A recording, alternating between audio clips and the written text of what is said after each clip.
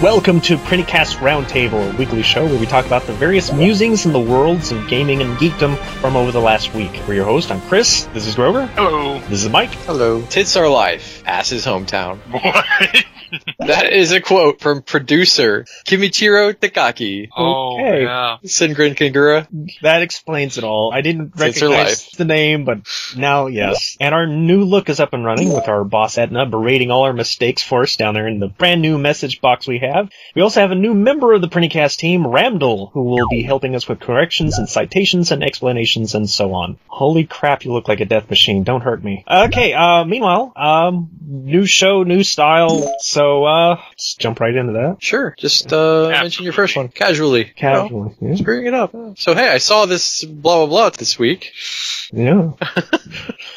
I got something for Sydney. So I bought her a little statue figurine of Sailor Mars. It's really nice looking one by Figure Arts. She's dancing in fire. She has like a little fire trail going on. Yeah, they rebooted them again, didn't they? I think so. I don't... 3 years ago or something like that? It was 2 or 3, yeah. a little while. I haven't seen it. I don't think Sydney has seen the reboot either. Can't be worse than the original, but the original is very 90s. It's very 90s, yeah. So yeah, to reboot ourselves here. So there was some Put it over. Konami rumblings that happened this week. And first of all, when did Adam Kovic drop Machinima to go to Rooster Teeth? When did that happen? That was so weird. Well, I know they just lost Ray, so I watch their shows and stuff every week, so... But Adam Kovic was Dead Pixel, and he's been on Machinima since practically I can remember it existing. It's like Rooster Teeth is the new Machinima. I think so. Well, Machinima did a lot of stupid stuff. They got a lot of really horrible partners that did not pan out. They got into some legal issues, and there was that whole thing with YouTube kind of backtracking on their safety net of what they could upload and all that type of stuff. So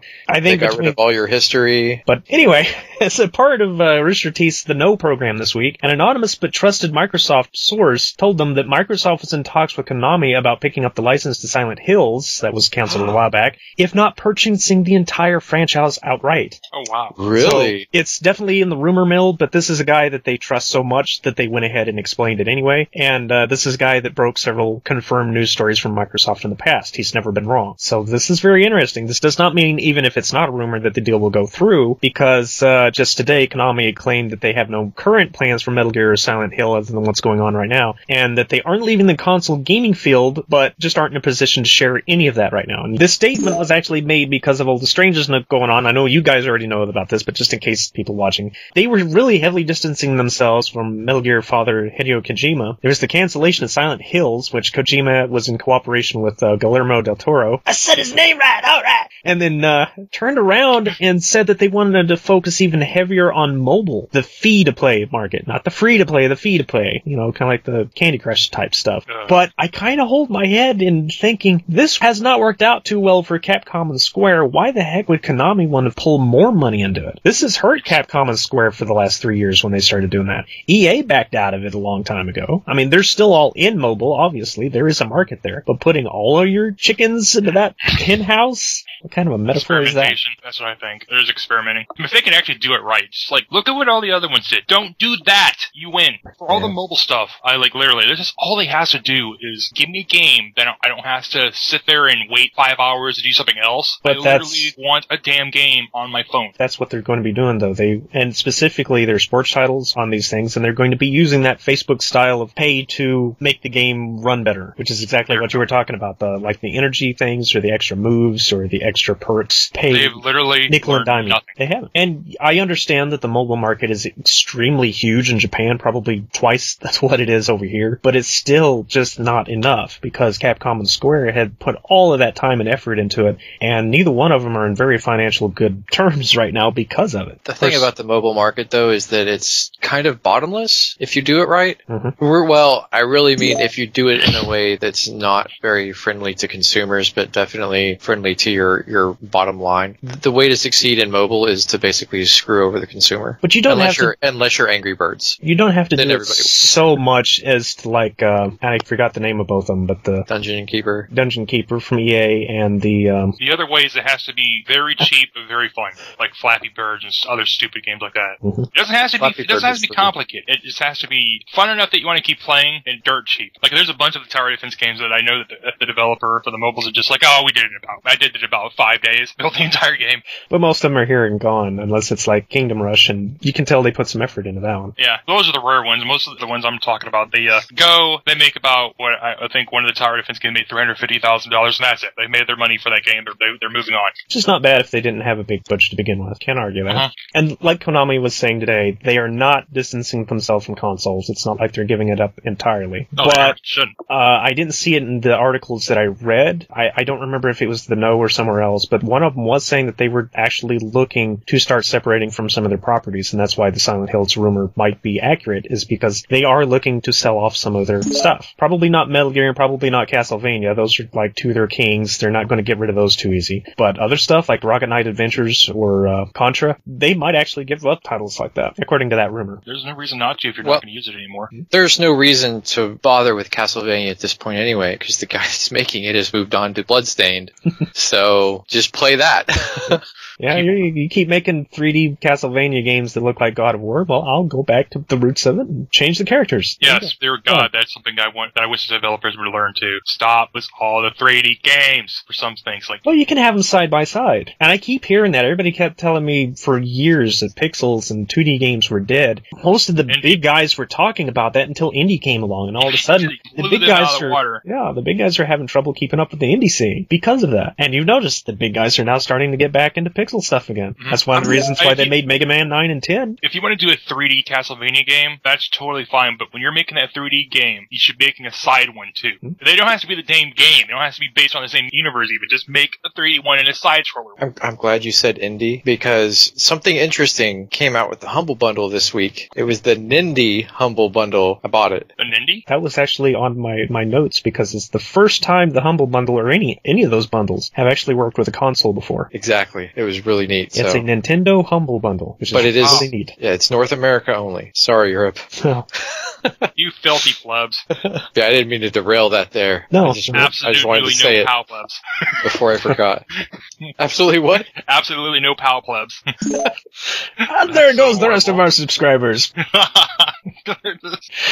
Meanwhile, I'm going to take it back to Square for a second, because they made an announcement today too. They want to strengthen and reboot existing IPs and to create even a few new franchises on top of collaborating with more companies, like their recent foray into developing Dragon Quest Heroes, which I was just talking about this last week, where a Dynasty Warriors variant of the Dragon Quest world built by the creators of Dynasty Warriors themselves, Koei Tecmo. This is a trend I'm seeing more and more of, because a lot of these companies they're still competing with each other, but they're working together a lot more often, like Project Cross Zone. That is 3 of the biggest game companies in the world coming together for one game, and they're making a sequel. And Smash Brothers shows you how many cameos from different companies are getting thrown in there. Monster Hunter has got several cameos from Nintendo characters, and I think they have some from some anime characters that's not getting brought to the States, but over there they've got some armors and equipment from various anime. So this whole collaboration stuff is really getting big, and I think it's paying off for a lot of them. Well, it garners interest. Well, it does for me, but you know I love campy fan service crossovers. So. Competition's healthy, but when you just start hating each other like back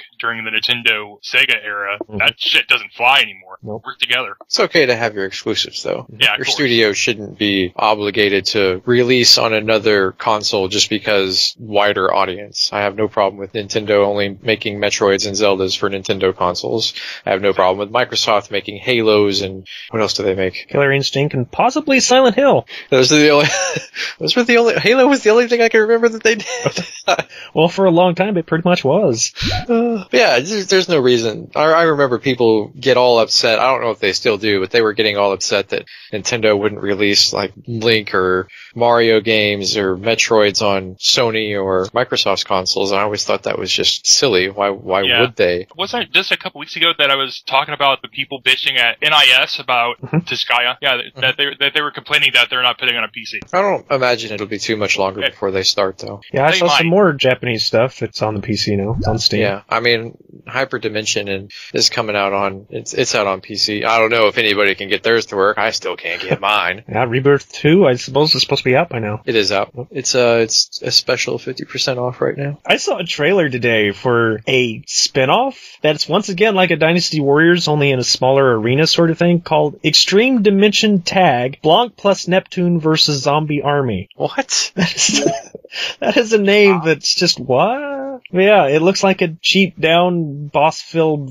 variant of Dynasty Warriors in this little small area where you're just smacking creatures. It's not an RPG, it's full action. It's kind of odd. Yes. Yes. But hey, if it sells, if it works for them, because they're just reusing assets they already made, so you know it's cheap for them to do. Mm-hmm.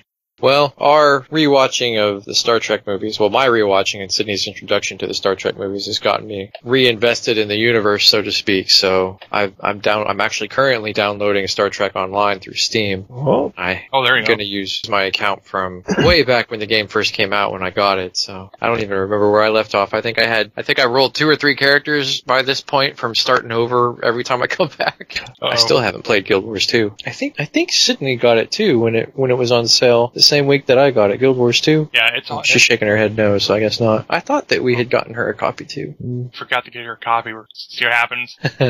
I was offering other people, but they didn't want them, so. I haven't touched it too much, sadly. I was having some connection problems. I had such an easy time with it for about the first month, but after that, I started having problems with it, so I don't know what changed. One of those updates. Sometimes you're in an area and there's like so many damn people, and that's probably, during the World Boss, there's like no joke. There's 2,000 people in one area. Yeah, but I've never been anywhere near those, so I'm still in the early areas. I'm not sure how much longer I'm gonna stick around in World of Warcraft. They're just making a lot of decisions that just make the game it's just getting more grindy, and I'm not having fun during raid anymore. I still like most of the people that I play with, but the raid itself is just, we've hit a wall, and I figure after 150 plus wipes on the same boss, I'm ready to call it quits. That boss is won. So.